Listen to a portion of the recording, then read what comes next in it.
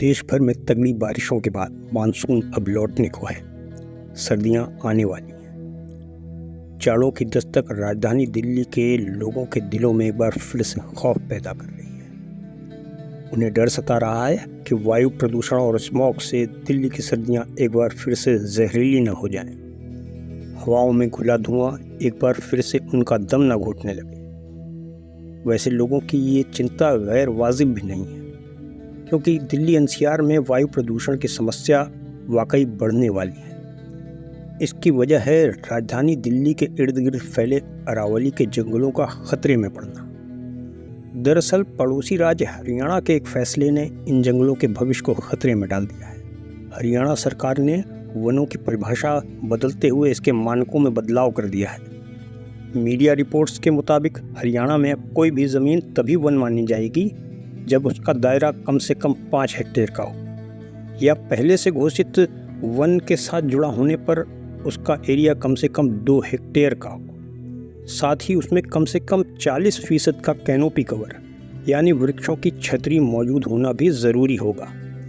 पर्यावरणविदों का कहना है कि वनों की यह नई परिभाषा अरावली के जंगलों और उसके इकोसिस्टम के लिए घातक साबित होगी, क्योंकि इससे छोटे आकार के जंगल, खुली झाड़ियों वाले इलाके और 40% से कम कैनोपी कवर वाले सभी क्षेत्र वनों के कानूनी दायरे से बाहर हो जाएंगे।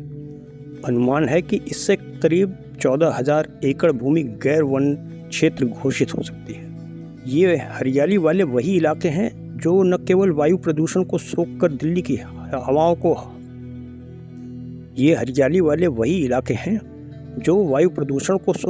न केवल दिल्ली की हवाओं को तरोताज़ा करते हैं, बल्कि दिल्ली के लोगों को हीट वेव जैसी मौसमी मार से भी बचाते हैं। साथ ही ये इलाके ग्राउंड वाटर को रिचार्ज करने में भी काफ़ी मददगार साबित होते हैं। दूसरी ओर इससे रियल एस्टेट डेवलपर्स के लिए इन ज़मीनों पर नए निर्माण करने और खनन माफिया के लिए माइनिंग का रास्ता खुल जाएगा। इससे एक और जहां दिल्ली के इर्द गिर्द कंक्रीट के जंगलों का दायरा बढ़ जाएगा, वहीं खनन से उड़ने वाली धूल के कण दिल्ली वालों की सांसों को और भी दुश्वार कर देंगे। इसलिए पर्यावरणविदों ने इसे एक जन विरोधी कदम बताते हुए हरियाणा सरकार पर रियल एस्टेट और खनन लॉबी के दबाव में ये फैसला लेने का आरोप लगाया है। वैसे हरियाणा सरकार का यह फैसला 1996 में TN गोदा बर्मन बनाम भारत सरकार मामले में दिए गए सुप्रीम कोर्ट के निर्देश का उल्लंघन भी करता है, जिसमें सुप्रीम कोर्ट ने कहा था कि वन का तात्पर्य उसके शब्दकोशी अर्थ से ही लगाया जाना चाहिए। यानी यदि कोई क्षेत्र अगर वृक्षों से भरा हुआ है तो उसे वन माना जाना चाहिए, चाहे सरकारी रिकॉर्ड पे वह वन के रूप में दर्ज हो या नहीं। वन से जुड़े एक अन्य मामले की सुनवाई सुप्रीम कोर्ट में इसी महीने होनी है।